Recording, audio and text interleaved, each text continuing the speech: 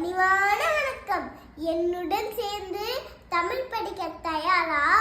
பாப்பா பாப்பா கதை கேளு, ஆத்திச்சூடி கதை கேளு, எங்க பாட்டி சொன்ன கதை, பாரதியாரின் நல்ல கதை. என்னடா இது பாட்டு பாட்டேன்னு யோசிக்கிறீங்களா? நான் போன வாரம் சென்னையில் இருக்கிற புத்தக கண்காட்சிக்கு போயிருந்தேன். அங்கிருந்து நிறைய புத்தகங்கள் வாங்கிட்டு வந்தேன். அதுல பாப்பா பாப்பா கதை கேளுன்னு ஒரு புத்தகம். இந்த கதைய ரேவந்தி ஆயிசைன்னு ஒரு அத்தை எழுதுனாங்க.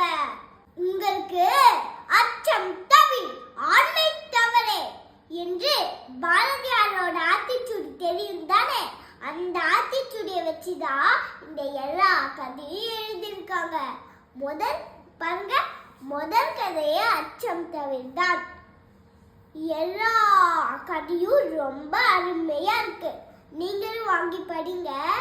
நான் வேற என்னெல்லாம் புத்தகங்கள் வாங்கியிருக்கேன்னு அடுத்த வீடியோல சொல்றேன். நான் பேசுறது உங்களுக்கு பிடிச்சிருந்தா லைக் பண்ணுங்க, ஷேர் பண்ணுங்க.